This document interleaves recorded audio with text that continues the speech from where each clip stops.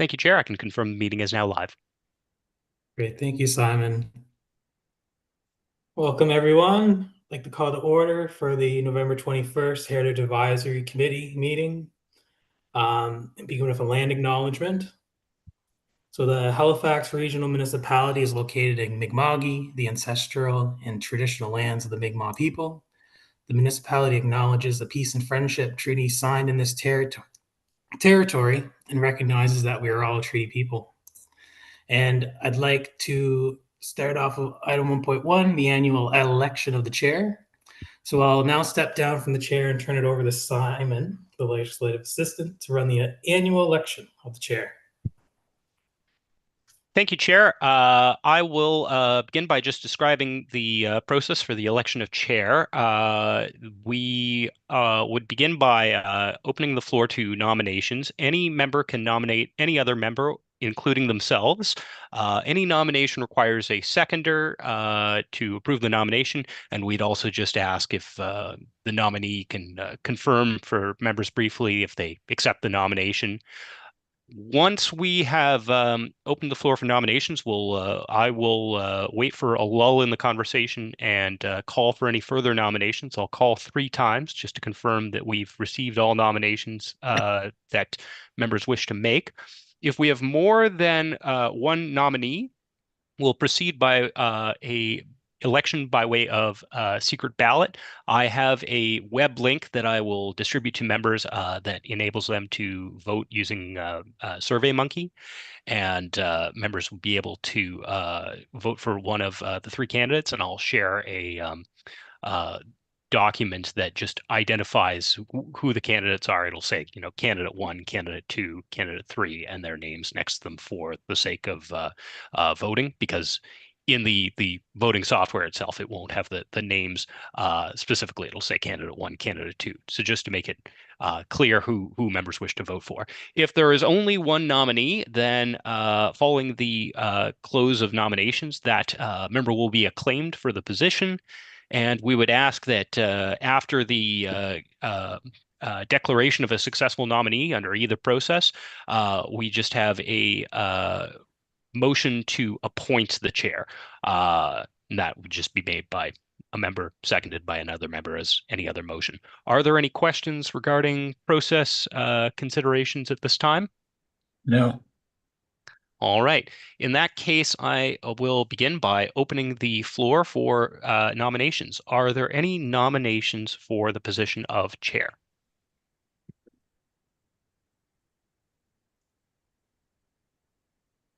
Who wants it?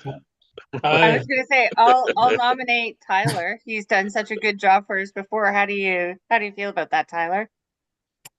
I would accept. And am I able to second that, or does someone else need to? Well, I'll second that. Great, Okay. thank you.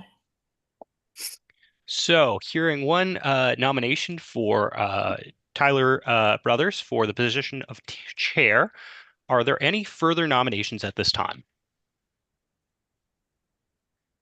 Calling a second time, are there any further nominations at this time? And calling for a third and final time, are there any nominations for the position of chair at this time? Hearing none, I am happy to announce that Tyler Brothers has been reappointed has been declared the successful nominee, and I would now ask for a motion just to approve the appointment. I'll move. I'll second it. Jason, seconded by Paul Clark. May I ask for all in favor? Please say nay, or please say yay. Yay. Yep. Nay. Affirmative. Affirmative. Are there any in the nay? Thank you. Happy to announce that that motion has passed, and I will pass the floor back to our chair. I believe I've distributed an annotated agenda ahead of this. Could the chair just confirm? Okay, great. I won't send that again, and I will allow you to carry us through the appointment of vice chair, which I believe I forgot to mention in my instructions is exactly the same procedure. Great, thank you. Thank you, Simon. Thank you, everyone. Right, so on item 1.2, the annual election of the vice chair. Following the same process, I'd like to open the floor for nominations for the position of vice chair.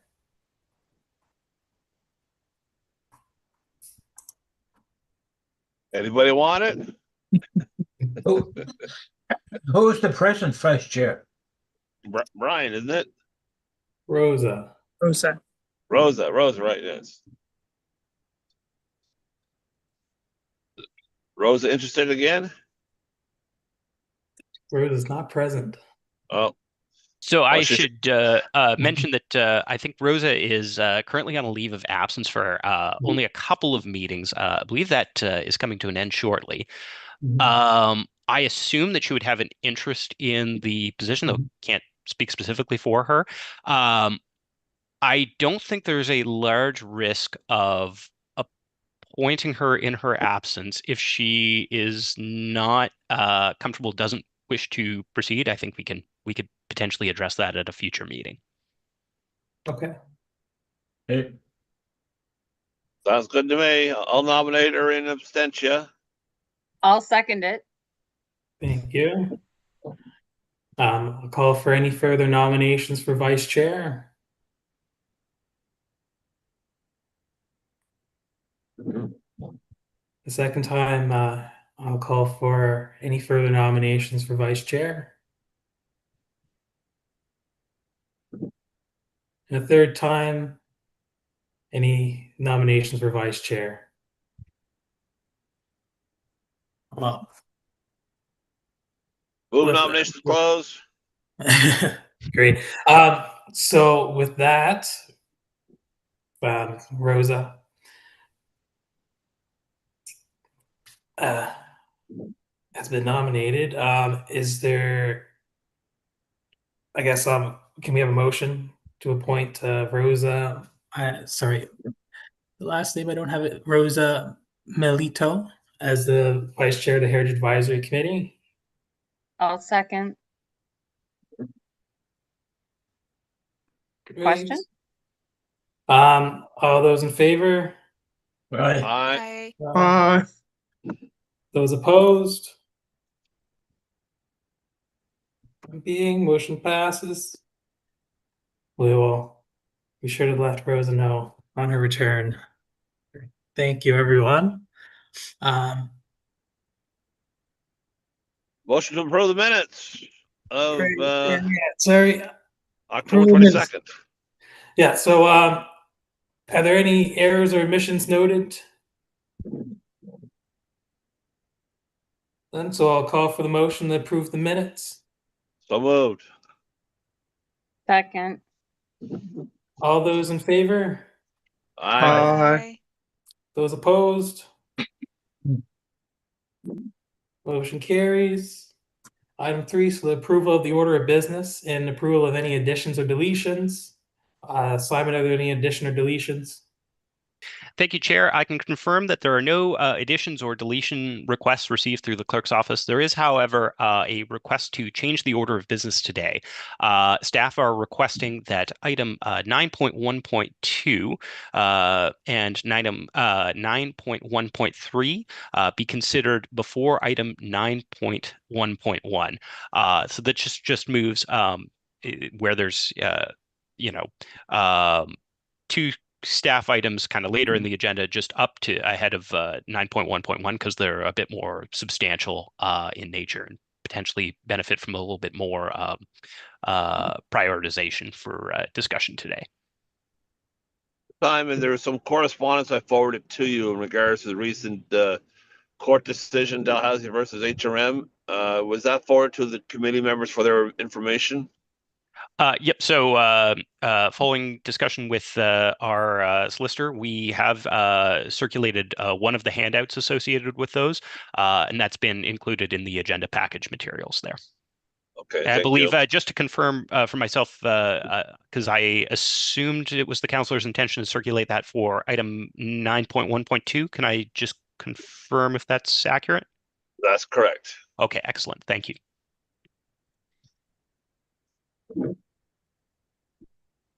Great. So motion to approve the agenda as amended. I Aye. second it. Great. Thank you. All those in favor? Aye. Aye. All right, Aye. Those opposed? Motion, the motion carries. Where are we at? I've lost my page, sorry. All right, on to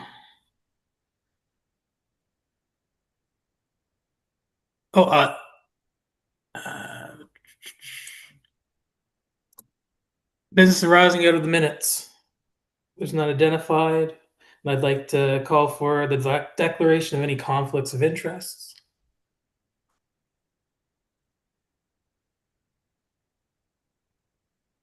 We'll move forward. Item 6, any consideration for deferred business? There's none.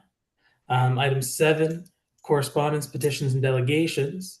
Simon, has there been any correspondence received by the clerk's office? Thank you, Chair. I can confirm that there were a couple of pieces of correspondence circulated to all members. So those are for items 9.1.2 and 9.2.1.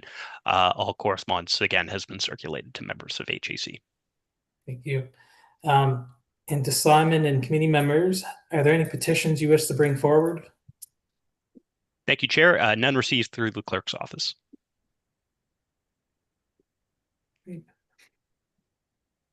And there's no identified petitions. Item 8, information items being brought forward. There are none. And so on to reports and discussion. We're moving to 9.1.2 first, correct? That's correct. So 9.1.2 is case H00501, the collaboration with universities to consider heritage buildings on campuses. I'd like to invite staff, Jesse Morton, principal planner, to present. If I may interrupt, I'm not getting any additional picture here of the material being covered.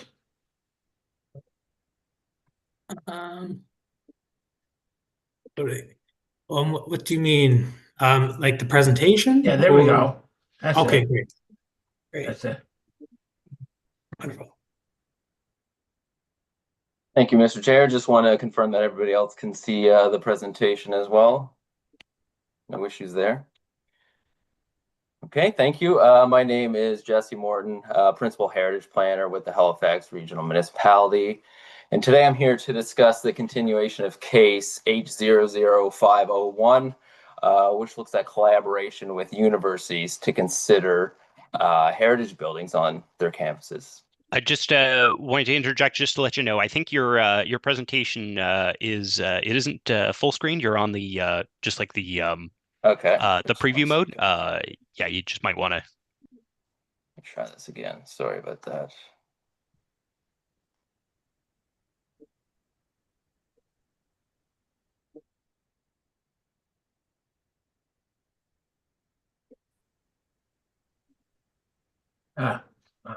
Yep, that's Is that better? that's looking good. Yep. Okay, perfect. Apologies for that.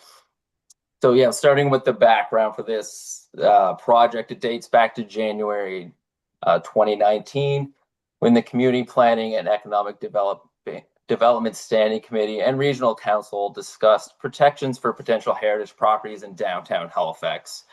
At this time, the CPED and Regional Council discussed a variety of matters, including the potential exploration of heritage registrations, planning land use changes that would incentivize heritage protections, amongst other things. But for the purposes of this particular project, the key thing is that this discussion led to Regional Council direction, where staff were directed to examine the impacts of registering notable buildings owned and operated by local educational institutions.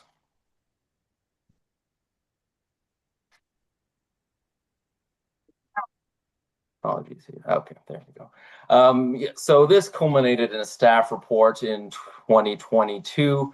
Staff's information report summarized local educational institutions in HRM, including some of their notable buildings. It looked at heritage and institutional policies here at the municipality. And what this report really did is it focused in on educational institutions that are located in the Halifax Peninsula because Regional Council's original discussion focused on downtown Halifax. So within this staff report, staff identified institutional buildings that could be considered for heritage registration. These were distributed into two different lists. The first being priority buildings, which staff felt were exceptional based on their architectural and heritage merit, and also a category for additional buildings that may have heritage value pending future study. Regional Council initiated a process to research and evaluate all of these buildings for their inclusion in HRM's Municipal Registry of Heritage Property, not just to focus on priority buildings. So in total, this project includes 44 buildings that are across 4 different institutions here in HRM, with 37 of 44 buildings being located on Dalhousie University's campuses. So the direction that was provided by Regional Council was fairly unique from the HAC's point of view. It's standard operations as usual. The HAC will follow the standard heritage registration process to evaluate these properties when they come forth for formal scoring. But what was unique about this occurs kind of at the staff and the council level. Staff were directed to take additional considerations when proceeding through this work, which focuses on collaborating with the universities to ensure that their thoughts are communicated to staff and Regional Council, to give considerations to their long-term heritage preservation goals while also balancing their need for future university growth. Moving forward, so as everyone here knows, and there'll be an item where we discuss this in a bit more detail later, one of the things that our team does is we consider the including properties in HRM's Municipal Registry of Heritage Property. When there is a request that comes forward, staff conduct research or hire a consultant to do research that forms the basis of a staff report. And within that staff report, staff provide estimated scoring ranges for each of the criteria noted here, provided that those properties are including a notable heritage building. So these evaluation criteria, they're included in attachment C of the staff report. And as you know, there's a different set of criteria for sites. And when these reports move forward to Regional Council, HAC, the Heritage Advisory Committee gives it the formal score, which determines the next steps in that application process. So returning back to case H00501, the Heritage team here at HRM, we engaged Stantec Consulting Limited and ultimately hired them to do research on the heritage value of each of the 44 buildings identified through this project. And in March of 2025, an information report to Regional Council made these research findings public. So as you all know now, there are hyperlinks to this detailed research in the staff report that's before you today, and it was on Regional Council's agenda earlier this year, back in the spring. So in terms of a bit of a status update since spring 2025, staff met with representatives of all 4 institutions, Dalhousie University, the University of King's College, the Atlanta School of Theology, and St. Mary's University regarding this project and Regional Council's motion. Staff gave them information on the registration process, the benefits of heritage registration, and our approach to the project. And throughout the year, we kept them aware of the project's advancement. And during these conversations with Dalhousie University, they did request clarity on which of the 37 buildings are likely or unlikely to be candidates for the Registry of Heritage Property. And due to the sheer number of Dalhousie buildings that are impacted through this project, staff felt that the request was reasonable and that doing so would help us streamline the project and really shift focus towards the buildings that had the highest registration potential moving forward. So staff reviewed Stantec's research reports and identified the heritage registration of each of Dalhousie's 37 buildings. Again, we did this as a team. It wasn't just myself. Elizabeth Cushing was instrumental in helping with this assessment as well. But what we did is we followed the standard process that we use every time we create a staff report for a heritage registration. In those staff reports and in this process, An estimated scoring range was provided for each of the 6 criteria, which you'll see here shortly. So following staff's review, this resulted in 2 distinct lists. So first, buildings with high heritage potential for registration, and then buildings with low potential for heritage registration. So this slide here shows attachment A of the staff report. This is, of course, the buildings with high potential for heritage registration. Staff note that the majority of the buildings that we looked at through this exercise are on the high potential list. So there's 22 of Dalhousie's 37 buildings on this list. If you look through the table here, you'll see many notable buildings which most everyone's familiar with, like the Henry Hicks buildings or the Forest building. There's many other institutional buildings here as well, and others that are now used for institutional purposes that were once residential uses. And just scanning the table, you can see that many of these properties are some of the older buildings on Dalhousie University that is considered through this work. And many of these buildings do have an identifiable architect that it has significance. So this is attachment B that is included in the staff report. So those buildings with low potential for heritage registration, there's 15 of the 37 buildings that are located on this list. Many of these buildings are newer constructions, not all, but some are newer constructions, and many of them do not have a significant architect. But for the purposes of this exercise, staff really took an objective look at scoring these properties, and the properties that made it on this low potential list had a scoring floor of below 40 points, and the score midpoint was 45 points or below. And just for reference, as the committee likely remembers, to move forward to a heritage hearing to consider these properties for registration, they need a score of 50 or more points. And at the conclusion of the presentation, if anybody is curious exactly what these buildings look like and don't want to open that hyperlink, we do have some pictures that I can cycle through as we're discussing matters. So in terms of discussion points, staff recommend processing the 22 Dalhousie owned buildings that are listed in attachment A, these of course being those with high potential, using a phased approach.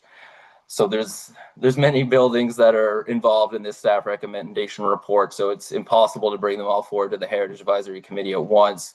It's impossible to do all the heritage hearings at a single regional council meeting. So the phase approach will be needed to proceed with all of these registrations, the formal review process.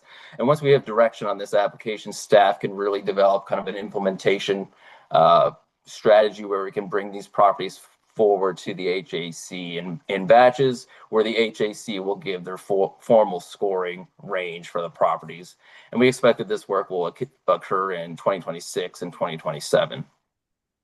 Staff also recommend taking no further action on the 15 Dalhousie owned buildings that are listed in attachment A, as these are deemed to have low potential. Doing so again will allow staff to really prioritize our collaboration with universities and our work on those buildings that have the highest potential. And as a point of clarification, this report will have no impact on the other buildings that are implicated in case H00501, these being those that are owned by the University of King's College, the Atlanta School of Theology, and St. Mary's University. This recommendation today ties strictly to the Dalhousie owned properties. So in closing, this is the recommendation included in staff's report. I should also note that on page 4 of the staff report, there are some alternative recommendations that the HAC may choose to consider as well. But at this time, I'm happy to wrap up the presentation and answer any questions or comments that you may have. So, thank you.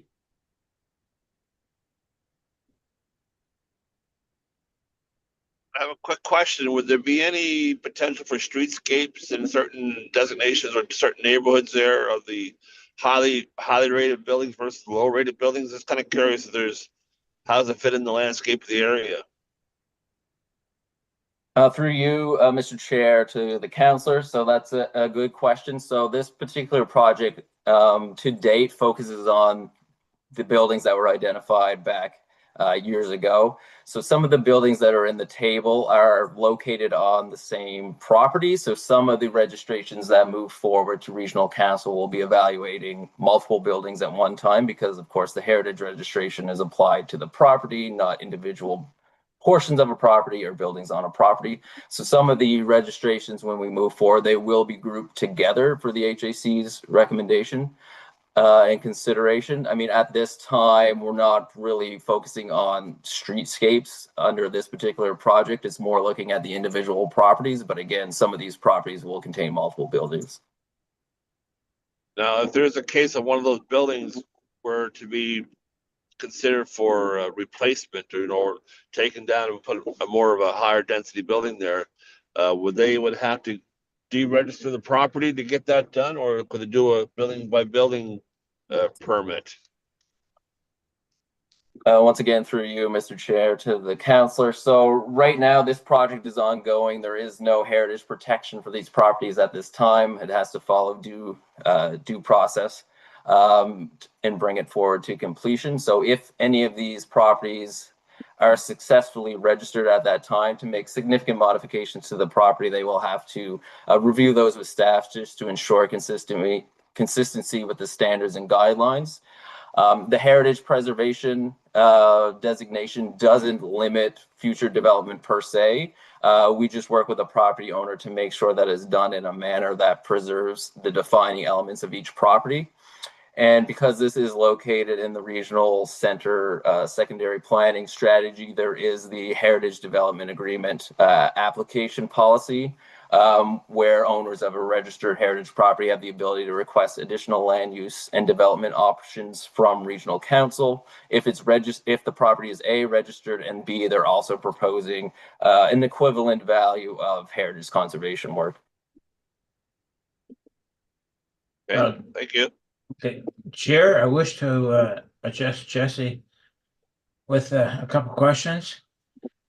First of all, Jesse, why were these buildings put on Dell property?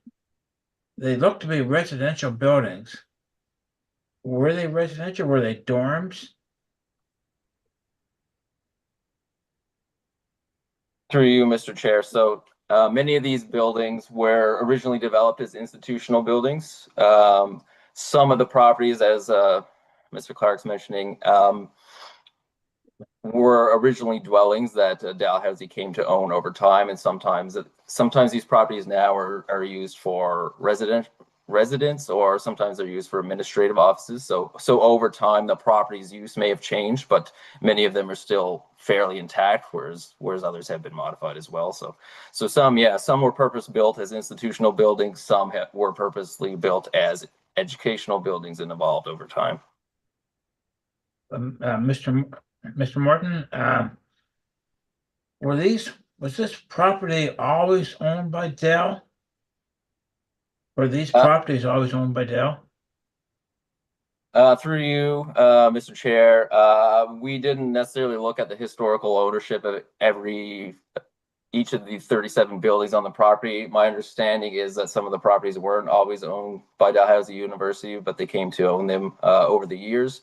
But I can't really at this time jump into details on each of the individual properties. I'd have to do some review on that. Well, Mr. Morton, I was wondering if they were, say, as glamorous as profs' houses or the chancellor's house, or along those lines. But again, as you said, you require more research. Thank you.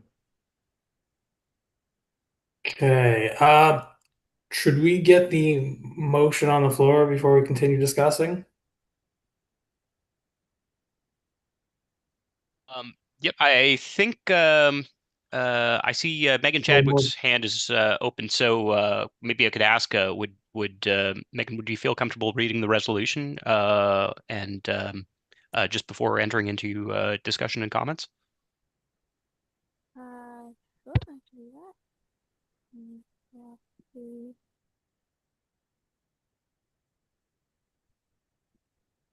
So just reading the motion here for 9.1.2, correct? Yeah. Yep, that's correct. Okay, yeah, so that the Heritage Advisory Committee recommends that Halifax Regional Council direct the Chief Administrative Officer to 1.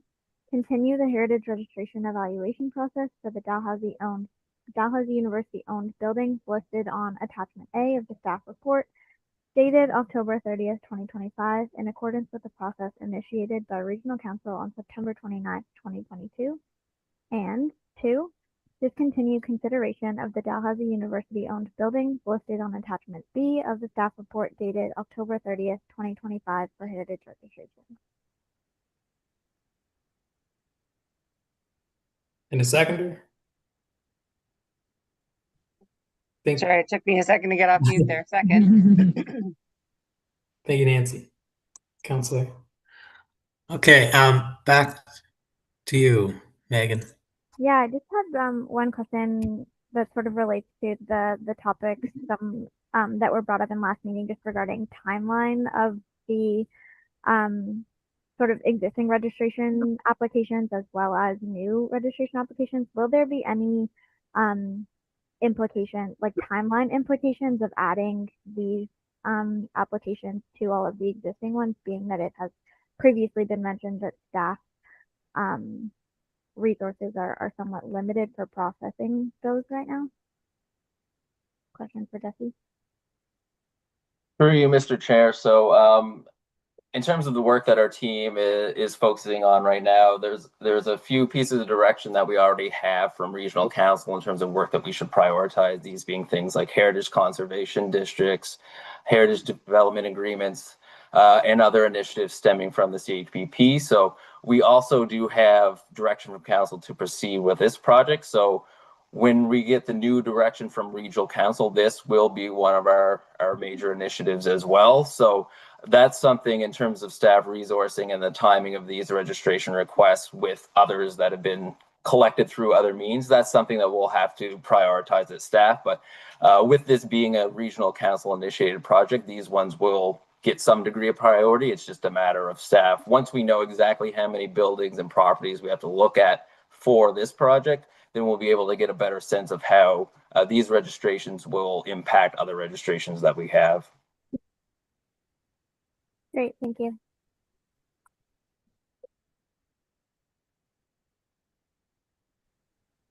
Any further comments or discussion?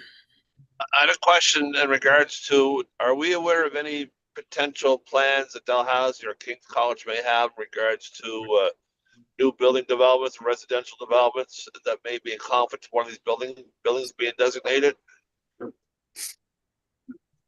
Through you, Mr. Chair. So staff's collaboration and engagement with Dalhousie University is ongoing. We did start that process this year, but it will continue into 2026. That information isn't something that we present to the Heritage Advisory Committee in accordance with the Heritage Property Act and our Heritage Bylaw. The HAC is really supposed to focus entirely on heritage-related matters when they develop their recommendations for Regional Council. So that information isn't something that's going to come before the HAC. Again, we're going to follow our standard heritage registration review process, and our staff report format is going to all look the same as every other registration application that we bring forward. But Regional Council at that point in time will have the opportunity to hear directly from the universities themselves, and they're able to present Council with some additional information that extends beyond heritage matters that are things that can't necessarily be factored into these discussions at the committee level.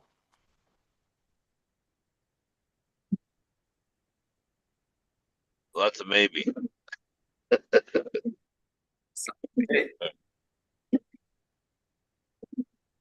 Any further comments or discussion? I guess one last comment. Sorry, I just wanted to sort of say that I do appreciate that there is sort of a relationship that's been agreed upon in discussions with the property owners. I think that is gives the heritage registration process an extra amount of legitimacy, and really guarantees that these buildings are not just being preserved just to be left to, you know, I appreciate that we can't have those conversations here amongst ourselves necessarily, but I did just want to say that I really appreciate that that's part of the process of this particular project. Great. So call for Question? yeah, all those in favor? Aye. I Affirmative. Those opposed? None being, motion carries. On item 9.1.3, case HRTG 2025 01649. The substantial, sorry, before I proceed, this is the process was 9.2, 1.2, 9.1.3, and then 9.1.1. Great. Thank you. That's correct. Okay. HRTG 2025 01649, the substantial alteration to multiple municipally registered heritage properties on College and Carleton Streets in Halifax. And I'd like to invite Carter Beaupre McPhee, Planners 3, to present. Thank you. Hopefully you can all see my screen. Hearing no objections, then we'll move along. So good afternoon to the chair and committee members. As the chair mentioned, my name is Carter Beaupre McPhee, Senior Heritage Planner for HRM, and today I'll be presenting case HRTG 2025-01649, application for substantial alteration to multiple municipally registered heritage properties on College and Carleton Streets in Halifax. So this is a subalt application by ZAP Incorporated on behalf of the property owner, and the subject site, which we can see here, is roughly the southern half of the block bound by Spring Garden Road, Roby, College, and Carleton Streets. This subalt application is associated with an ongoing heritage development agreement application known as Plan App 2024-01098. So a quick reminder of the legislative framework for substantial alterations. Per the Heritage Property Act, a substantial alteration is defined as any action that affects or alters the character-defining elements of a property. And the Act further defines character-defining elements, or CDEs, as the materials, forms, locations, spatial configurations, uses, and cultural associations or meanings that contribute to the heritage value and that must be sustained in order to preserve heritage value. So, due to the very complex nature of this application, I'm going to do my best to help visualize everything that's going on here. We have the subject site here outlined in red, and you can see all of the registered heritage properties highlighted in yellow. So you have the Carleton Street registered streetscape on the right, and then the individually registered Gold Cure Institute at the bottom. To the north of the subject site, you can also see the neighboring Spring Garden West development in purple, which is currently underway. So next we'll go over the heritage property summaries building by building, and we'll start with the Gold Cure Institute, which I've highlighted on this map with a star. So the Gold Cure Institute is a Queen Anne Revival style building built circa 1894. It's associated with an early addiction treatment center and with the fish merchant Howard H. Smith. It's a strong example of its style with a high level of heritage integrity. And then next we have the Crossgill residence, again highlighted by the star on our map here. So the Crossgill residence is a Second Empire style building built circa 1865. It's associated with the liquor manufacturer and merchant James Crossgill, as well as the piano and organ seller William H. Johnson. As you can see from the photos here, it has very low integrity. Next, we have the Neal residence next door to it. And the Neal residence is a mid-Victorian plain style building built circa 1865, associated with hardware merchant and ship chandler George Trop, as well as with William Neal and James White of Neal White & Co. Dry Goods Importers. It's also associated with former Nova Scotia Premier Ernest Howard Armstrong, and it displays moderate levels of integrity. And then next to that, we have the Keith residence, again denoted by the star. The Keith residence is a Queen Anne Revival style building built circa 1906. It's associated with Thomas Keith, a postal clerk for the Railway Mail Service, and it displays moderate levels of integrity. And then we have the Tupper residence, again highlighted by the star. And the Tupper Residence is a Halifax House style building built circa 1866 and is associated with Susan Tupper, widow of the merchant Edward Tupper, and their son Conrad, who was a clerk at the Halifax Customs House. It also displays moderate integrity. Finally, we have two unregistered buildings worth noting. They are highlighted here by the two white stars, the McCoy Residence and the Mary Belcher Residence. So the Mary Belcher Residence is an unregistered Queen Anne Revival style building displaying moderate integrity, and the McCoy Residence is an unregistered Queen Anne Revival style building as well, displaying moderate integrity as well. So returning to our map, let's remember that this subalt exists in the context of two prior subalts. And so as part of those two prior subalt applications, the registered heritage building, the Gold Cure Institute, and the unregistered McCoy and Mary Belcher buildings have already been approved for relocation to the corner of College and Carleton Streets. You can see that visualized by the arrows here. And in the next slide, these buildings will be shown in their new relocated positions. So here we have the phasing plan for the proposed development. We can see that the Gold Cure, McCoy, and Mary Belcher buildings have been relocated, and we can see the project broken down into a phase 1, phase 2, and phase 3.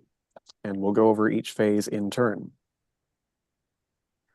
So phase 1 of the proposal is the fully accessible historic apartment complex, consisting of the registered Gold Cure and Crosskill buildings, and the unregistered Mary Belcher and McCoy buildings, all of them placed on a new shared foundation and interconnected on the second and third stories by glass corridors, and all of them fully rehabilitated. In phase 2, we see the total rehabilitation in situ of 3 more registered heritage buildings, the Neal, Keith, and Tupper buildings on Carleton Street, which are shown in this picture in the dark gray on the right. And these will each have a new foundation that is not shared with any other buildings, and there will be some restoration of lost elements in addition to the rehabilitation of all 3 buildings. There will also be a new 10-story residential building located fully separate and to the rear of these 3 buildings. And then lastly, we have phase 3, which consists of 2 mixed-use 34-story towers with podiums that are connected by a shared lobby between them. These towers are surrounding a landscaped open courtyard, and this phase 3 development will also be physically separate from all of the heritage buildings in the previous phases. So the staff report also provides some additional context for alterations that are not part of this subalt review. We will not be reviewing substantial alterations that were already approved in the 2 prior subalt applications, including the relocation of the Gold Cure, McCoy, and Mary Belcher buildings to a new shared foundation on the corner of College and Carleton Street, nor will we be re-reviewing non-substantial alterations to the heritage buildings. So non-substantial alterations would include repair and, where necessary, replacement in kind of character-defining elements, as this gets regulated by heritage staff through the permitting process. And finally, we will not be reviewing the rehabilitation or alterations proposed for the unregistered buildings, the McCoy and Mary Belcher buildings, as their unregistered status places them outside the scope of the Heritage Property Act. If Regional Council approves this subalt application, then the associated Heritage DA application will return to HAC and to Community Council, and these details may become more relevant at that later stage, but for now, we are looking exclusively at the new substantial alterations proposed to the 5 registered heritage properties. So let's kick off the review of those substantial alterations with the first one, which is the interconnection of the Gold Cure Institute and Crosskill residence with the McCoy and Mary Belcher residences.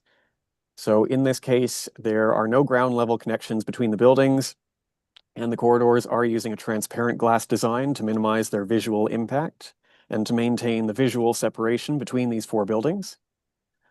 The connection points for these corridors have also been strategically located to minimize impacts on character-defining elements of the buildings, so that, in particular for the Gold Cure building, not even a single window is lost or altered with this proposed design. We'll discuss the Crosskill residence in more detail in a later alteration. While the unregistered buildings don't have formally recognized character-defining elements, of course, this design also does minimize impacts on them as well. And of course, the main reason for this unique circulation design is to ensure that all units are accessible and that 2 stairwells are provided, meeting both accessibility and fire safety requirements of building code. Speaking of stairwells, one of those 2 stairwells is located in the Gold Cure Institute building, essentially bringing the existing stairwell, which is located right behind that central oriel window, up to code. And part of this means widening the doorway located here, highlighted by that yellow box, by 2 inches, and then making the door fire protected. To achieve this, the door trim will be adjusted a bit wider, and the existing door will be adapted if possible, and if not, then a code-compliant replacement door will replicate the form and detailing of the original in keeping with a minimal intervention approach. Next, we have the proposed rear addition to the Gold Cure Institute, which provides additional living space for those rear units. There already was a very long modern rear addition to this building, which has since been removed. So there are no character-defining elements on the rear of this building to be impacted, and the new rear addition extends directly rearward to keep it subordinate and minimally visible from the street. For compatibility, fine-scaled siding and roofing materials will be used, with the siding maintaining a level of distinguishability by switching up the orientation and going for vertical siding on the new portion of the building. The next alteration is perhaps the most challenging to assess, particularly in terms of Standard 1's call to minimize change to and removal of CDEs. In evaluating this alteration, staff have had to consider many different factors at play.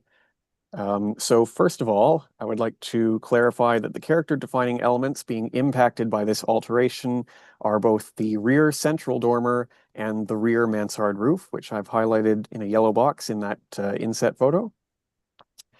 And my apologies. The smaller off-center dormer, which you can see in that photo, is actually a modern addition, which provided a door for accessing a rear deck and stairs, which no longer exist. So it is not character defining. So we are talking about the removal of one CDE, the central dormer, and the alteration or near removal of another CDE, being the rear mansard roof. So second, we must consider that the new and redeveloped multi-unit apartment buildings are required to meet accessibility standards under the new Built Environment Accessibility Standard Regulations and Nova Scotia Building Code, starting in April 2026. Building code and fire safety regulations also require the provision of 2 separate exit stairwells for this multi-unit apartment complex. So to make that circulation plan for this complex work, the existing staircase of the Gold Cure Institute will need to be brought up to code as the secondary exit stairwell, and the primary stairwell and elevator core need to go somewhere in the proposal, and locating them in the rear of the Crosskill residence was found to be the most appropriate and least intrusive place for them to go, especially given the Crosskill residence's already very low integrity. This also means minimizing changes to the other higher integrity buildings in Phase 1. Third, it's worth noting that there is an identical dormer on the front elevation, which is in marginally better condition and which will be rehabilitated. Fourth, the applicant has proposed a limited mitigative measure, which I've pointed out with an arrow here. This is retaining a small section of the rear mansard so that from the northern side of the building, the roof profile of a mansard is fully conserved on that side. Fifth, after the relocation of the Gold Cure Institute, McCoy, and Mary Belcher buildings, the rear of the Crosskill building will be much less visible to the public.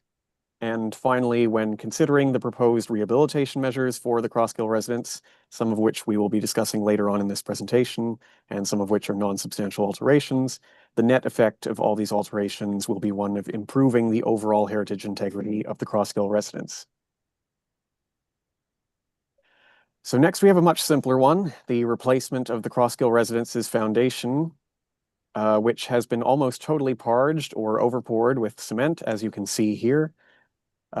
Instead, the Crosskill residents will get a new shared concrete foundation with the other 3 Phase 1 buildings, and the Crosskill portion of that foundation will be faced with an appropriate rubblestone veneer, which will be reclaimed if possible. This, in effect, reinstates a severely compromised character-defining element of the Crosskill residence. Next, we have the addition of 2 dormer windows to the front of the Crossgill residence to provide additional daylight and ventilation for a 3rd-story living space. This does alter the front mansard roof, which is a character-defining element, but the mansard remains legible, and the symmetry of the 2nd and 3rd stories is maintained. The new dormers are made compatible by directly referencing the form and placement of the original central dormer, but to make them clearly distinguishable that these are a modern addition, they'll have modern cladding and aluminum-clad windows, achieving an appropriate balance. Next, we have the reinstatement of various lost elements from the Crossgill residence, including the enclosed front porch and canted bay window, the cladding, windows, doors, and other elements. This is considered a sympathetic rehabilitation rather than a true restoration because some of these elements, namely the canted bay window and enclosed porch, have limited documentary evidence to draw from. For instance, it's very clear in the existing foundation the placement and dimensions of these 2 elements, and it's also clear from a 1918 insurance plan that the building originally had a small enclosed porch and bay window configuration like this, but we are a little less certain on the details due to a lack of historical photographs. Other elements like the cladding and the windows and so on we have more modern photos showing what they used to look like, so no trouble there. But with the porch and bay window, it's a case of trying to get as close as possible to the 1918 appearance with the limited documentation available. For the bay window, there's not a huge amount of variation in canted bay windows from the period. The porch is a bit trickier, and staff have been working with the architect and will continue to do so in the related Heritage DA and the permitting stage to finalize how that porch should look with minimal conjecture. Next, we have a slew of alterations to the Neil, Keith, and Tupper residences in Phase 2, removing non-original rear additions, which are not character-defining, reinstating the rear walls, replacement of the side and rear cladding with non-combustible materials, and replacing the foundations with new individual foundations that are each faced in a veneer of reclaimed or otherwise historically appropriate materials for each building. So that would be rubble stone for the Neil residence, board-formed concrete for the Keith residence, and brick in a common bond pattern for the Tupper residence. These measures will reinstate the original plans or footprints of these 3 buildings, removing later additions, and they will reinstate rear fenestration in appropriate arrangements. Both the Neil and Tupper buildings' foundations have been partially parged or reinforced with concrete, which is compromising these character-defining elements, and the foundations themselves are showing signs of deterioration and water ingress. For the Keith building, HRM staff do not usually consider a poured concrete foundation to be a character-defining element, but nonetheless, the applicant is proposing to replicate the board-formed appearance in the replacement foundation. As for the side and rear cladding, this is a building code measure for fire safety due to the close proximity of these buildings. The side and rear cladding would be simulated shingle of non-combustible materials in an appropriate scale and style to match the wood shingle cladding on the front, and the cladding on the front will remain wood shingle and will be repaired rather than replaced with alternative materials. So here we see the rear elevations of these 3 buildings.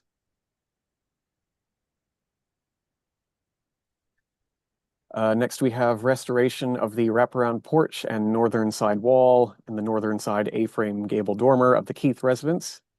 So this is guided by both physical and documentary evidence, including historical photographs and building permits. This would be considered a small element of true restoration. It will retain surviving elements, including the pedimented porch roof, brackets, and turned posts, and remove a later side addition, achieving an appropriate balance of retention and restoration. Next, we have the removal of the shed dormer on the front elevation of the Tupper residence and restoration of 2 Scottish dormers based on physical and documentary evidence. So this will be removing an inappropriate modern shed dormer and restoring the 2 Scottish dormers, which documentary evidence shows were originally there. The sister house at 1474 Carlton Street can be used as physical evidence for what these dormers should have looked like and their dimensions. And the restored dormers will prioritize historical accuracy in materials and detailing, employing only subtle distinguishability via interior date stamping. Getting towards the end of the alterations, we have the construction of a physically separate 10-story tall mid-rise building to the rear of 1460 to 1468 Carleton Streets. That is the Neal, Keith, and Tupper buildings. As mentioned, this new building would be physically separate from the heritage buildings. It would be subordinated through rear siding, moderate height, setbacks, step back, and the upper story materials, which aim to be more transparent than the lower stories. It will achieve compatibility through its use of both brick and stone cladding, its vertical bays, and its historically inspired window designs, and will be differentiated through its physical separation, through its modern window materials, its use of glass balconies, and its upper story window to wall ratio. Then lastly, we have the construction of a physically separate mixed-use development consisting of two 34-story high-rise towers with connected podiums located to the rear of the Carleton Street properties and to the western side of the College Street heritage properties. In this case, subordination is achieved through a combination of siding, a significant landscape buffer, a podium setback, and a transitional mass, that being the 10-story mid-rise, easing the scale shift between the heritage streetscape and the new towers. The new towers in their podiums feature grade-related townhouse units, or rather in Tower 2, which is the tower closer to the heritage, features grade-related townhouse units and heritage-inspired features in that 3-story podium to maintain a human-scaled street wall, reinforcing compatibility with the existing heritage streetscape. And compatibility is also achieved through, again, the use of brick and stone cladding and traditional window to wall ratios up to the 17th story with cornices at material transitions, as well as the use of a traditional tower format with rusticated base, midsections, and capital, and many heritage-inspired elements in the Tower 2 podium, which I'll show you in some visuals shortly. Differentiation is achieved through, again, physical separation and certain modern design features. So here we have some perspective images of the phase 3, which is the 2 towers and their podiums. So you can see on the left here, as viewed from the corner of Roby and College Street, and on the right as viewed from Carleton and College Street, with the heritage buildings in the foreground there. And worth noting, the compatible 3-story street wall for Tower 2, which you can see down here, does continue around the eastern side of that tower with similar traditionally styled grade-oriented units, which face into the landscape buffer zone, and I'll show you that in the next 2 images. So here we can see the sizable buffer and also sizable step back above the street wall to help subordinate the new development to the surrounding heritage context. And here on the right, we have the podium design for Tower 2. Up top is facing College Street, and below is facing the buffer zone. And so you can see many details which are borrowed directly from the heritage context in order to create that transition into the newer development. So in conclusion, the anticipated impacts to the character-defining elements of the registered heritage properties are sufficiently minimal, and the property's heritage value is effectively conserved. The separate new construction has been designed to sufficiently minimize its impact on the registered heritage properties through siting, design, and materials. And as these properties will also be rehabilitated through a variety of non-substantial alterations included as part of the associated Heritage Development Agreement application, the overall effect will be one of enhancing the property's heritage values, integrity, and long-term viability. In terms of process, following HAC's recommendation, this application will proceed to Regional Council for decision. As mentioned previously, if Regional Council approves this substantial alteration application, then the associated development agreement application will return to HAC and Community Council at future meetings, at which point in time we can review the project as a whole in the context of applicable policy. This is in contrast with today's review, which is solely according to the standards and guidelines. The recommendation is before you now. Thank you very much. Thank you.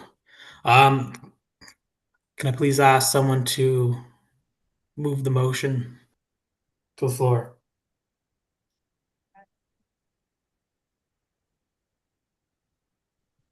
Mr. Chairman, if you may, for the motion forward, the Heritage Advisory Committee recommend that regional council approve the proposed substantial alteration to the municipality registered heritage properties at 5969 College Street, 1456 Carlton Street, 1460 Carlton Street, 1466 Carlton Street, and 1468 Carlton Street, Halifax, is set out. Draft report dated November 14th, 2025. Second. Thank you. All right, any comments or discussion on the motion? I have some questions and items here. You mentioned about the gotta make up my notes.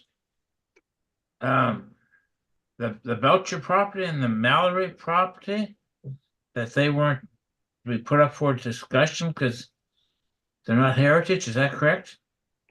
I was just wondering who was Belcher and Malloy? Through the chair to the committee member. So yes, the McCoy building and the Mary Belcher building are not registered heritage properties. They are certainly historic properties, but they have not been through the registration process. As a result, we do not have complete heritage research on these buildings because they haven't been up for consideration for registration yet.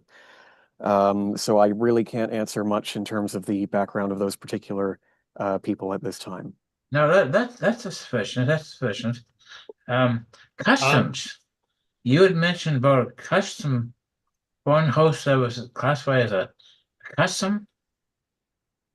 Yes, through the chair to the committee member, that was not a house used for customs, but rather a house resided in by someone who worked for the Halifax Customs House.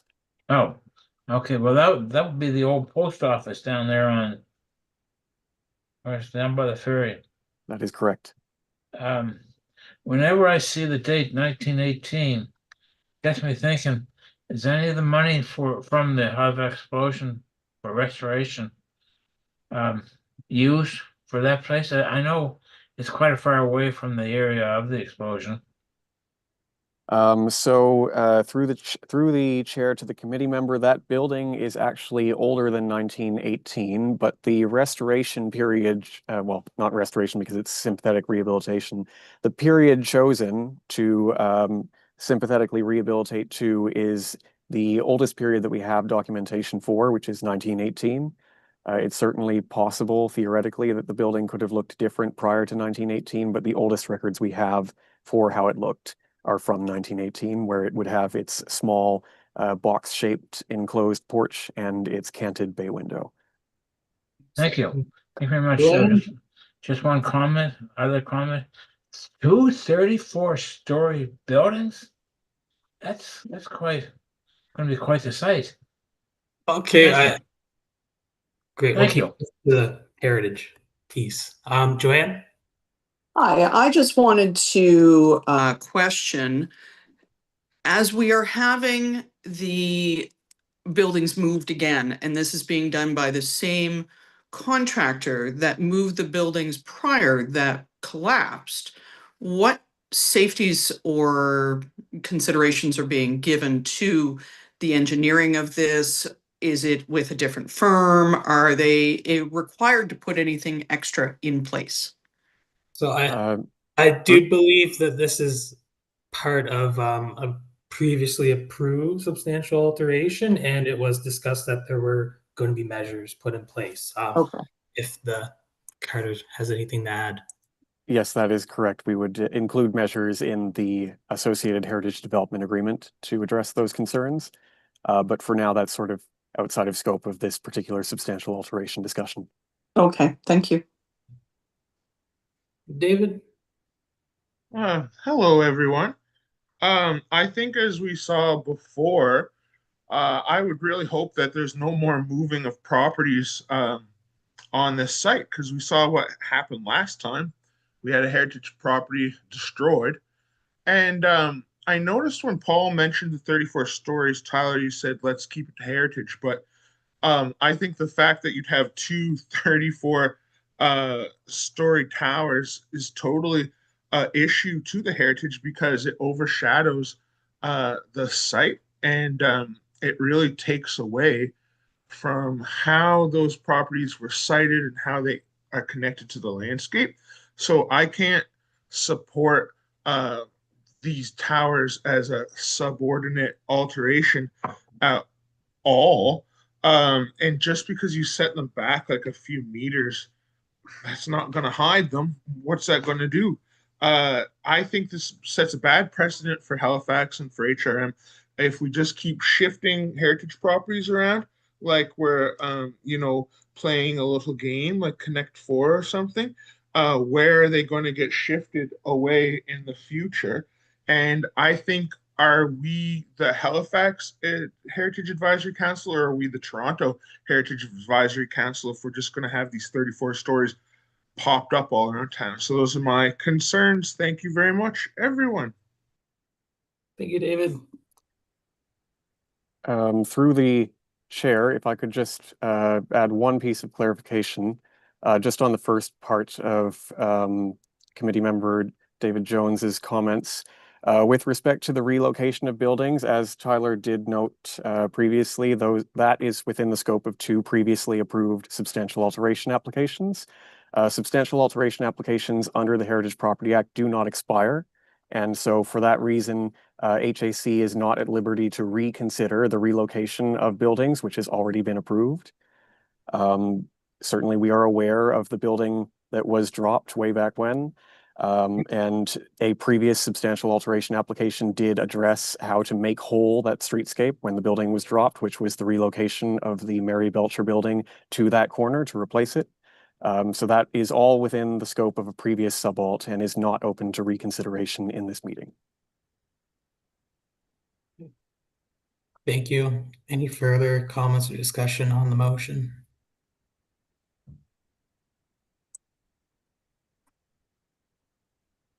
So shall we call the question? All those in favor of the motion? Aye. Aye. Four. Those opposed? Opposed? Nay. All right. Two. Motion carries. Thank you. And on to item 9.1.1, case HRTG 2025-02222 is the request to include 1530 Oxford Street, Halifax in the Registry of Heritage Properties for the HRM. I'd like to invite Heritage Planner Gong, Planner 1, to present. Thank you, Chair. All right. Can you see my screen? Yes. I can confirm. Sure. Okay. Thank you, Chair, and good afternoon to Chair and the members of Heritage Advisory Committee. My name is Xiaoqiu Gong. I'm here to present you the case HRTG 2025-02222, the heritage registration for 1530 Oxford Street. In February 2024, an application was made by the current owners to consider the inclusion of 1530 Oxford Street, Halifax, in the registry of the heritage property of the Halifax Regional Municipality. The subject property is located on the west side of Oxford Street in the West End community. The subject property contains a 2.5-story colonial revival style residential buildings, which was constructed in 1922.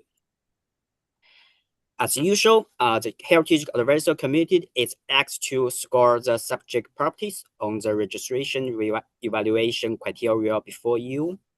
I'll present the findings for each criteria and provide a suggested score range for your consideration. So our first criteria is age. The property at 1530 Oxford Street formerly known as 80 Oxford Street, is located within what was called Collins Field. In 1921, a dentist, Dr. Gordon Henniger, purchased the property, and later in 2022, he hired the local architect Sidney Dumarek to design and build the subject house, which was recorded by the building permit issued by the city of Halifax. Based on the construction date of 1922, the staff recommend a score of 5 points for the age. How do we feel about a 5 as recommended? No arguing that. Anyone opposed? No. 5 it is. Thank you. Let's moving on to historical importance. So this property is associated with 3 historical individuals. Dr. Gordon Henniger Sr. was a dental surgeon born in Chester, Nova Scotia. He studied at Acadian University and graduated from Baltimore College. In 1915, he moved to Halifax and remained active in private dental practice and education. He served as a professor at Dalhousie University and held leadership roles in several dental associations. He was a strong advocate for public oral health. As first owner of the subject property, Dr. Henniger Sr. And his family resided there from 1922 to 1928. Dr. Gordon Henniger Jr. was the son of Dr. Henniger Sr., born in Halifax. Dr. Henniger Jr. earned his medical degree from Dalhousie University. After serving in the Royal Canadian Medical Corps, he pursued advanced trainings in Toronto and Baltimore. He held multiple teaching positions at several U.S. universities, and in 1964, he became the chair of pathology at the Medical College of South Carolina. He only spent his childhood in the house with his family. And our last individual was Murray Ryan. He was a Halifax lawyer. He graduated from Dalhousie University and served in the Royal Canadian Navy during the Second World War before returning to his legal career in Halifax. Ryan purchased this house in 1956, and his family has resided there since then. Given these reasons, staff recommend a score between 11 and 15. How do we feel about the scoring for the historical importance?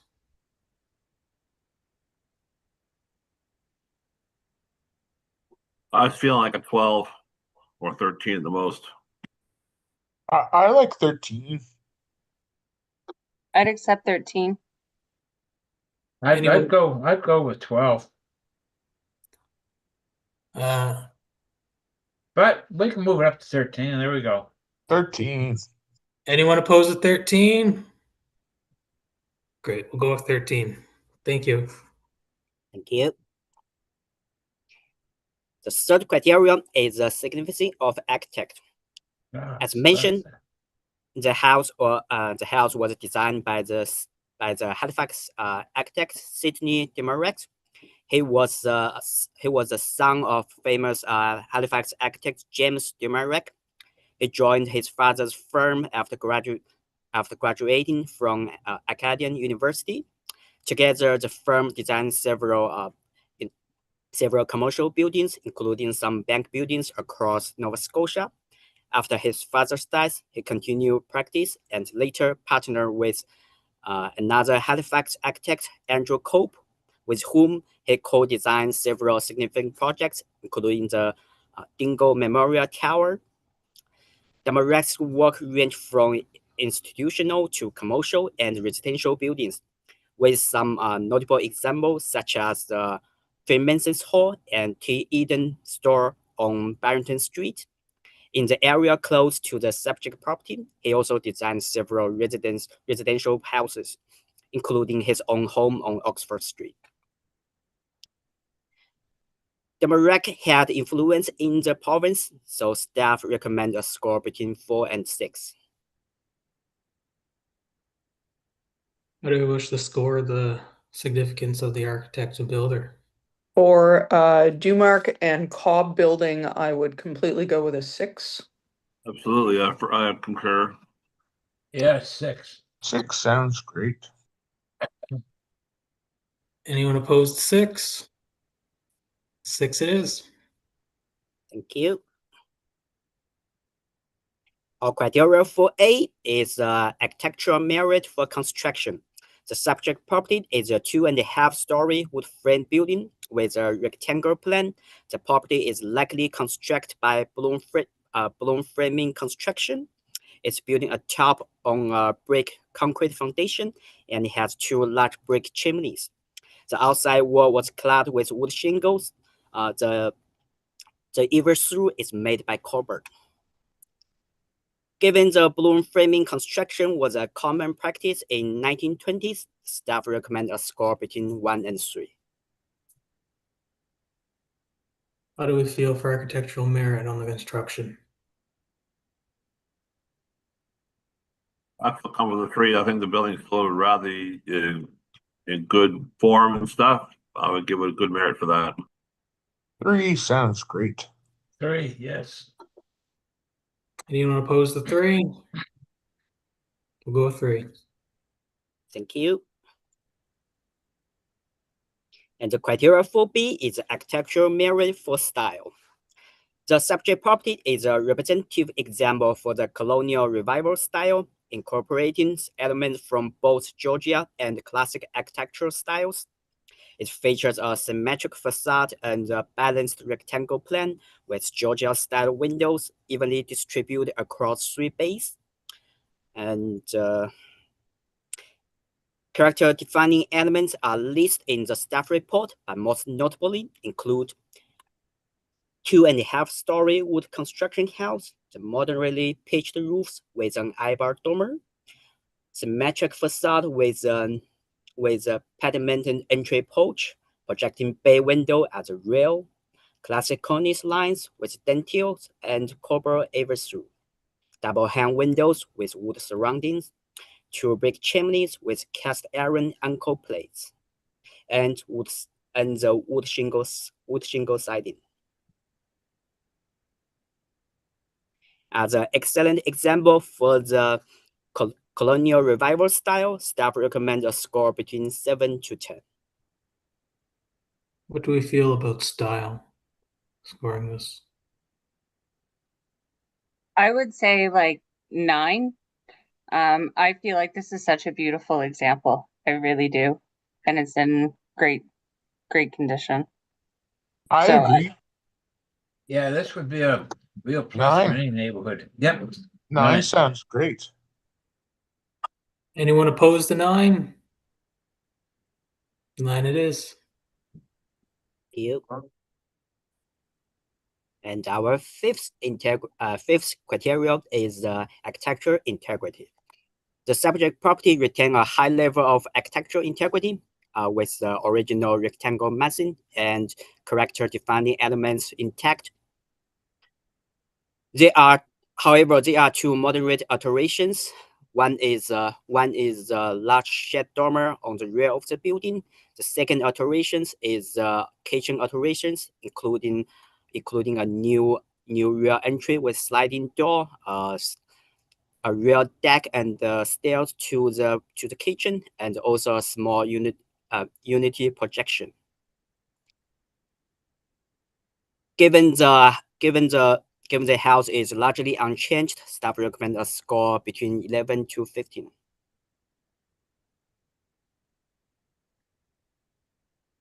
I give it 4, at least. I thought it looked like a couple of windows might have been upgraded or changed or flipped out. Because the last time with symmetry, I was kind of wondering if that double window on the second floor was an addition or renovation. That sliding door doesn't look too old.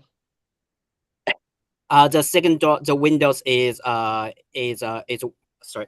So the chair to the counselor hands me. The second door windows is for sunroom. So I believe it might be the original. And I interviewed with the owner. He indicated that the only alteration he made is the only alteration they made is the shade dormer and kitchen alterations. Oh, okay. Thank you. Thank you. That style design between the ups, the very ups roof and the middle one, that's a unique design. And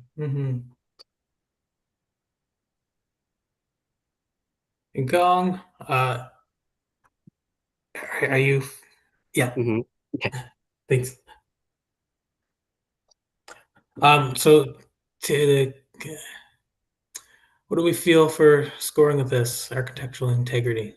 Largely unchanged would be good 14. Ooh, I would be closer to an 11. I think 11.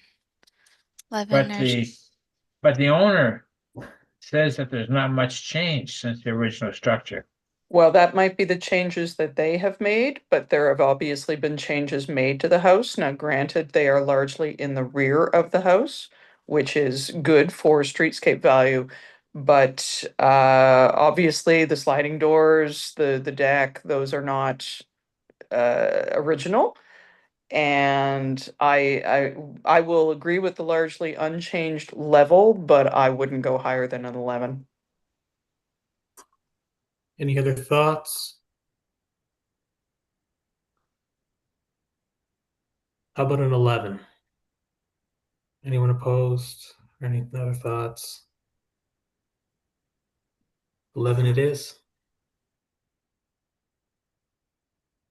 Thank you. And our last criterion is the relationship to the surrounding area. The subject property is located within the former Collinsfield subdivision, being part of the early 20th century West End suburbanization. The intimate surrounding of 1513 Oxford Street are predominantly residential and characterized by 2 to 2.5 story detached homes. Across Oxford Street, zoning transitioned to high-order residential, including some mid-rise and high-rise apartment buildings. Within 250 meters of the subject property, there are 2 registered heritage properties. This area also includes several architectural significant residence buildings designed by Sidney Demarec and Andrew Cope. The subject property is an important architectural asset that contributes to the heritage character of the surrounding area, so staff recommends a score between 6 and 10. What are our thoughts here?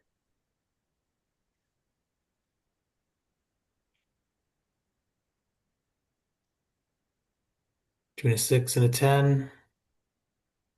How about a 10?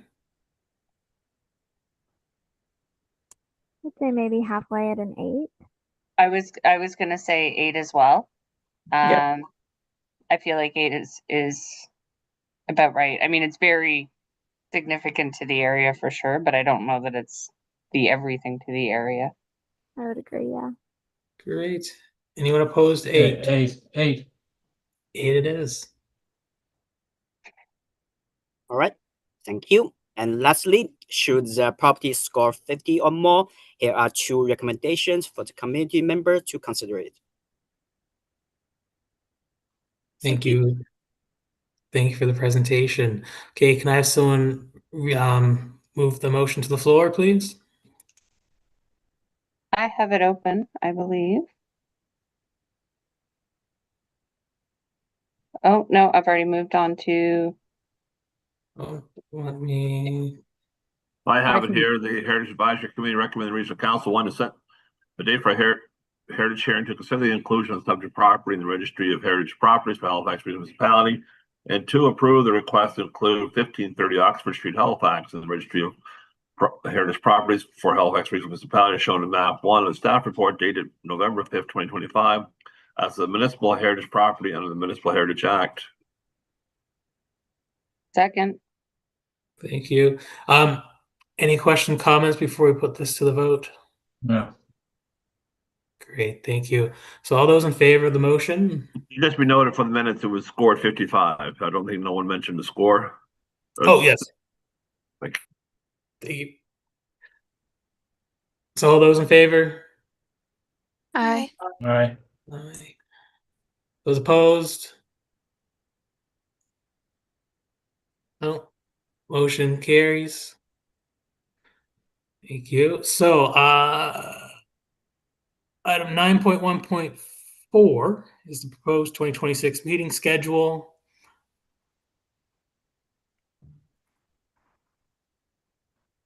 And which has been distributed. Just need a motion to bring that to the floor.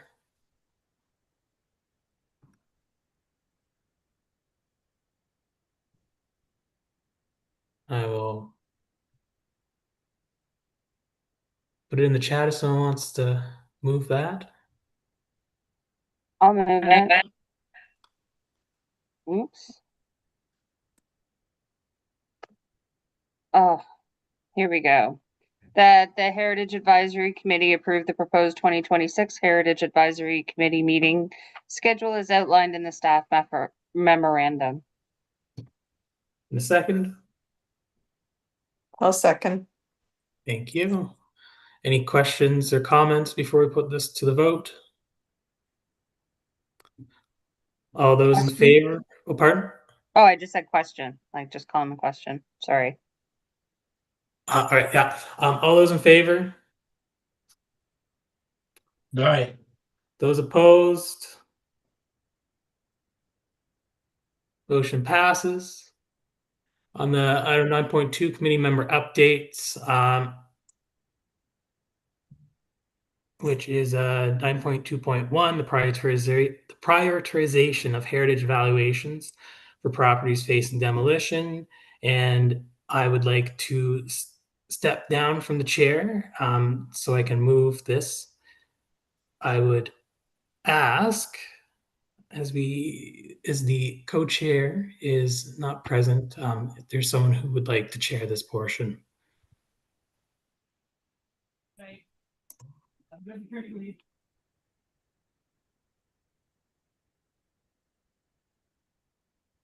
I may need to step out for a couple of minutes here, so I won't be able to participate fully in the meeting, so I might disqualify myself from being the acting chair. I'm just also going to note that we are currently at 7 members. So if we do lose any other members, then unfortunately we wouldn't have quorum to continue. Briefly, if I could possibly suggest, if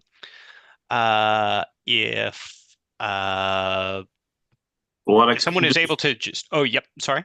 What I could do, Simon, for the quorum purposes, I can go back to my meeting on the cell phone and just take the cell phone with me and listen into the meeting as I'm still doing my other thing and to pick up my car. So that's possible, but we would need to just confirm that you're able to actively participate in the meeting, and communicate and speak and not just listening in. I can participate, but I don't think I can be acting chair though. Okay. Yep. No, that's fine. Really, for this item, the only thing that I think we would need is for an acting chair to just keep a speakers list, check in with members. I'll be able to do that as well, assist you with that as we carry through the discussion and call the motion and check votes. Just calling again, is there anyone who feels comfortable doing that briefly today? I can do that. Okay, excellent. Thank you, Councillor Hartling. If there are no objections from other members, then I'll turn the meeting over to our acting chair. Thank you very much. Tyler, I guess you have the floor. Yes. You want to move this? Yes, I'd like to move that the Heritage Advisory Committee recommend that Halifax Regional Council request a staff report to, one, explore the feasibility, resource implications, and anticipated timelines for developing a process to prioritize the preparation of heritage evaluation reports for properties facing current or foreseeable risk of demolition, and outline options for implementing this process in accordance with the Heritage Property Act and Bylaw H-200. Do we have a seconder? I'll second that. Thank you. Go ahead, Tyler. Great, thank you. So this is just touching base on to our last meeting where, but that motion, there's things we did like, and it was essential from gathering from the conversation, it was this, that it'd be nice to hear from staff if they can prepare a report and make a recommendation on the matter. For example, in healthcare, if there is someone who, like think about the emergency department, if, the sickest go first, the ones that we can most like, or in triaging in emergency situations, there should be in my mind, there should be a process to look at, what is the risk if there's any feasibility in preserving the property. Be nice to have something like that, and that's what I'd like for us to consider. What I like to say is perhaps, I don't know if we can rank them between what's a building versus a house versus a site, because I think that from time to time, the larger the property, the more significance it may have. That's why I think that perhaps some of our heritage buildings per se they're bigger than a house, I guess you could say, ought to get my preferential treatment over just a single heritage house by itself. But I'll leave that to the staff to discuss or other members of the committee. But that's my preference, to see the bigger properties dealt with first. Mm-hmm. If I might add, yeah, that I had a sort of similar comment. The only thing that I fully am on board with this, the only thing that I could see not missing, but maybe being required is sort of, we have like a criteria that we use for like evaluating properties when they become registered. Is there sort of a criteria when it comes to like determining risk of properties that might be required, that if items like this do get brought to the committee, just to be able to make a bit more of an educated decision.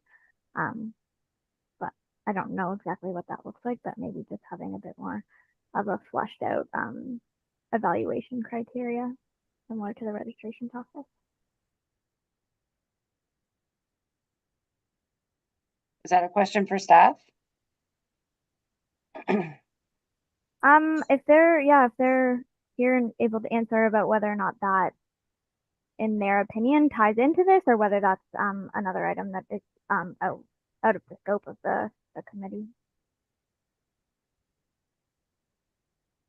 Through you, Madam Chair. So I think at this point in time, for staff to provide kind of detailed comments on this motion, it's going to be challenging just from the point of view, because in order to give a solid answer to that question, we really need to start the process and do some digging and do some researching and collaboration with some of our other colleagues here at HRM.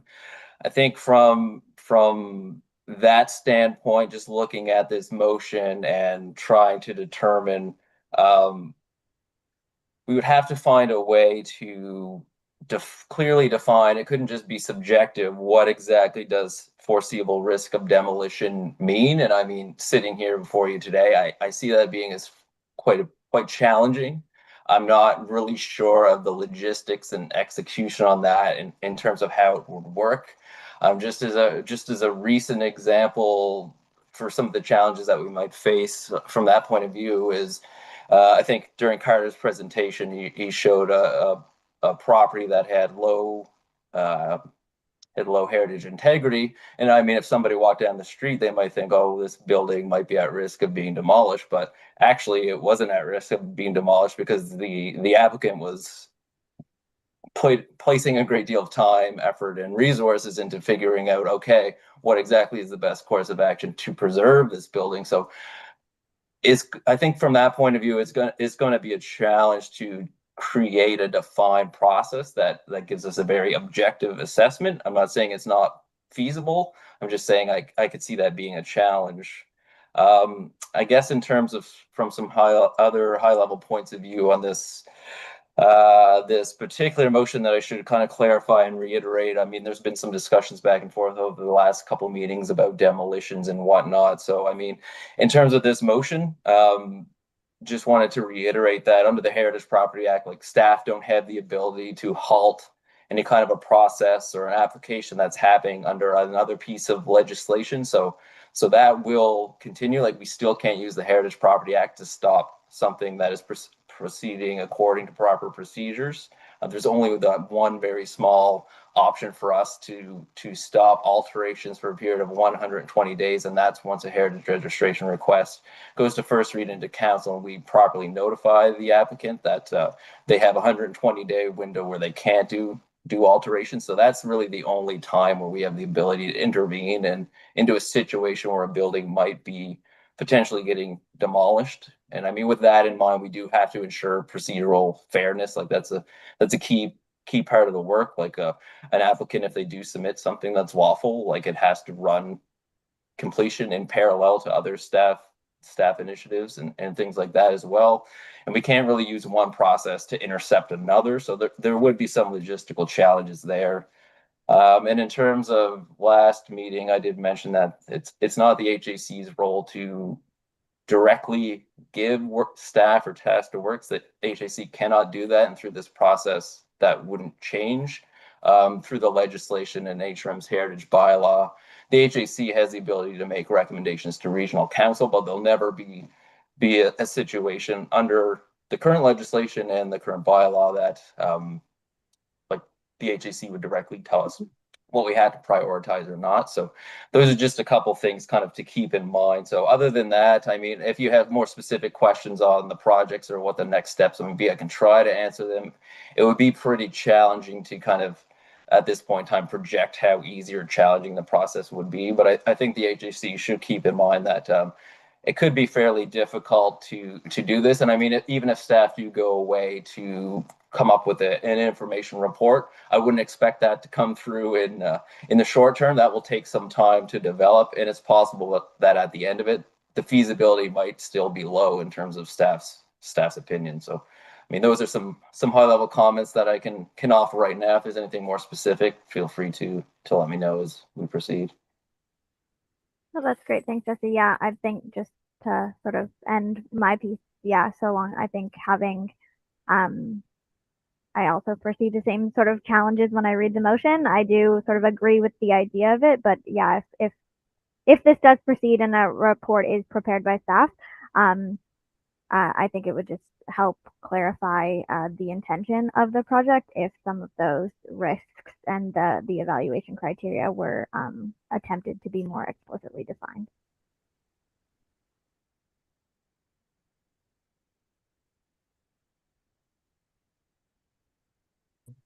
Anybody else? I have a question for staff, although I feel honestly that was answered pretty thoroughly before. I feel like there might be, for my part, just because we just heard it even in like one of the presentations today, that some of the precedence or priority really belongs in the hands of, if I understand correctly, regional council, not the Heritage Advisory Committee. Did I hear that correctly? I guess that's a question for Jesse. That's for you. If I understood, because we just kind of heard about that a little bit more previously, and so that's kind of my first question. And then I guess just at first blush for me, reading this motion, while I appreciate the intent of it, just to follow up on staff's comments, I don't see the I feel like it's very broad, and I don't know that we could achieve what this motion is trying to grasp at. So I don't know that I'm going to support it today, but I'm wondering again if you could just speak to the timelines and where you get your direction from, because I feel like that would help us understand the intent and purpose of the HAC a little bit better.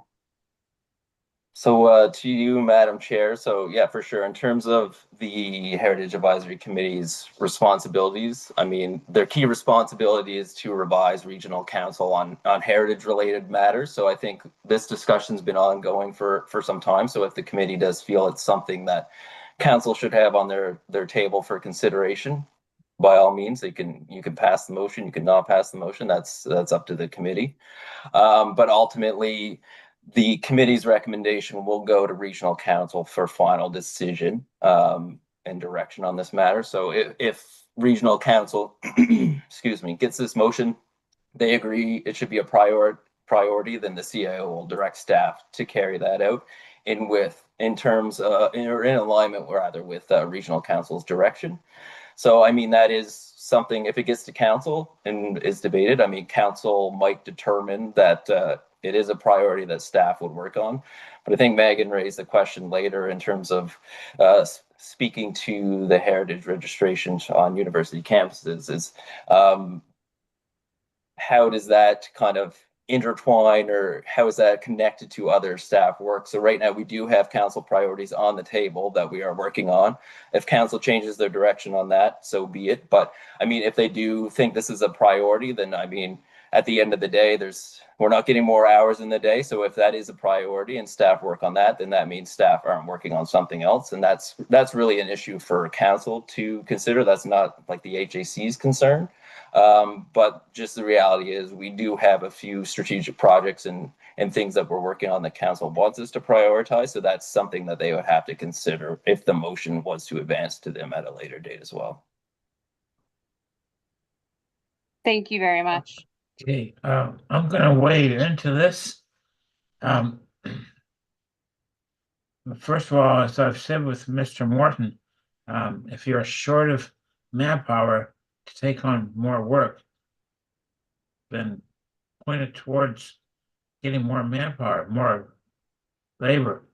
Second of all, this whole issue here seems like a rather heavy issue for the Heritage Advisory Committee.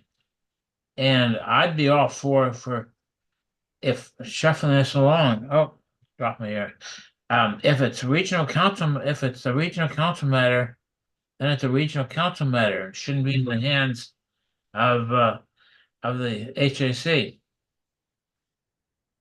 Thank you.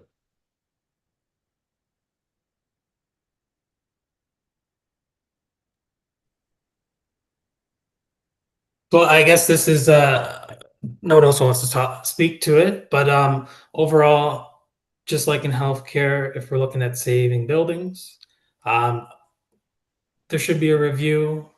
Staff can prepare a report and see, you know, what does that triaging process look like? What are the processes available? Truly, it's just to explore the issue, and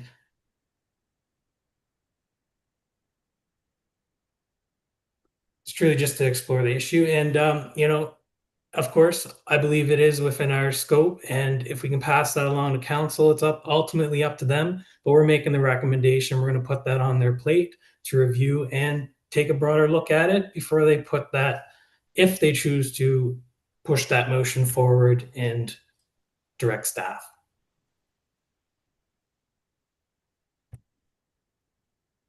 Would anybody else like to speak?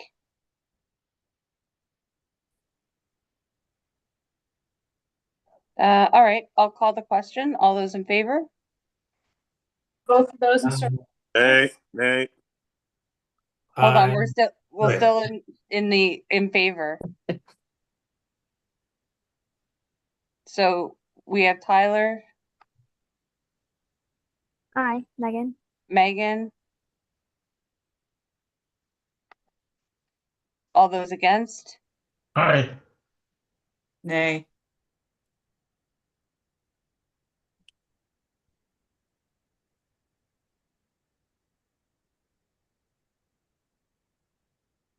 So can you help me out, clerk? Did it pass or fail? Simon? I heard 2 in favor and multiple in the Okay. negative. So I Okay. believe that would fail. Okay. Okay. Thank you very much. All right. I guess I move on to item 10, added items. If you're comfortable doing so, where that item is concluded, we can you can step down and the chair can resume the Oh, meeting if perfect. comfortable. Right. Sorry. No trouble. Thank you. Thank you very much. I will relinquish the chair. You have at it, Tyler. Thanks. Thank you. Thank you, everyone. So 10, no added items. 11, the date of our next meeting is January 21st, 2026. And with that, just a motion for adjournment. I motion that. Great. Thank you, everyone. Have a wonderful evening. Thank you. Thank you, Tyler. Thank you all. Thank you.